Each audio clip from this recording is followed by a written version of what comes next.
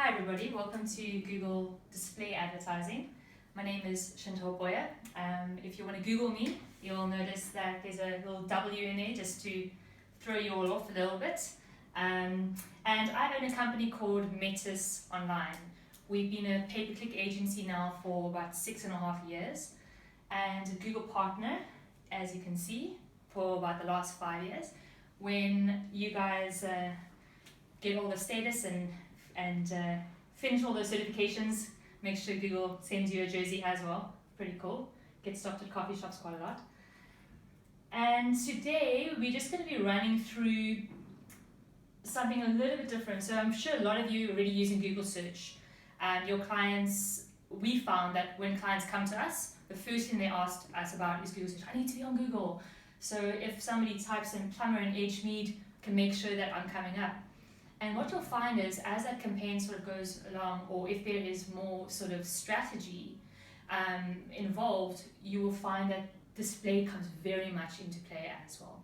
So in the next 1.5 hours, I promise you, it will go like that.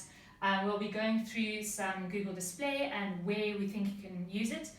My personal presentation style is interaction, so you can stop me during, ask questions rather related to things that have happened within your business, and you'll find that everybody else will actually learn from that a lot better than just learning from slides. I know that when I've been in your position, that worked the best for me. So, your client's been doing search for a while, and now they want to move beyond that. And there's certain reasons. We'll go through a couple of examples now on why that would actually happen. Our example here is, as we can see, this is done by our friends in America. We've got the name Bob instead of the name Johan here. But Bob has a bicycle shop and it's located in Cape Town. And Bob's been doing a great job regarding his advertising up until now. He's actually already on Google search.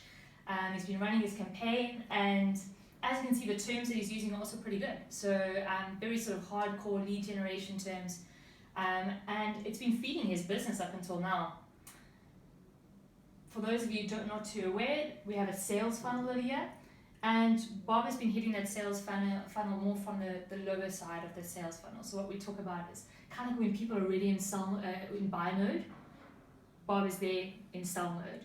So he's really applying to these people, and you can look by the search terms. You're not going to search flat tire repair unless you have a flat tire to repair. So Bob's got that covered. Even the consideration phase, which is over here, Bob knows that he knows that his clients at some point might need bicycle parts. So these guys are using slightly broader terms. So he's making sure that when people type in bicycle parts, or let's say bicycle parts Cape Town, that he is available, and if they're considering him and his competitors, making sure that at least he is on Google and in a very good position. However, Bob has realized there's a part of his funnel that he's not taking part in. And these are the guys that aren't actively searching, but they have bicycles. But they don't really know about Bob, and maybe they don't require services right now, but at some point they will be needing his sort of merchandise. So what Bob does is he first has to understand who is his customer. Before he can understand where they're hanging out, he needs to know who are they. So Bob has maybe looked at his current clients, or just given it some thought, and he thought, okay, well, I currently have 3 types of clients. My hardcore racing enthusiast, my weekend riders, as well as the guys that maybe use their bikes to ride to work every day. We all know in Cape Town, the traffic, it's become quite a favorite for everybody.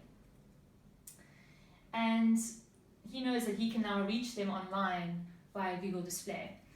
So these are some different options that are actually available on the Google Display network. We can look at putting videos or ads within videos on YouTube, on apps, different websites, as well as focusing on tablets. So the different devices, no matter what device people are on, Bob can be there showing and saying, hey, this is me. So now that he knows who his client is, he might want to start thinking about what type of websites do they go on. So if we look at our weekday commuters, they generally, if let's say they're maybe on the bus at the moment, they'll be reading the newspaper. If they are guys that are already cycling to work, He would be looking at people that are environmentally conscious, are into health and fitness. So this is a great way for them to keep their fitness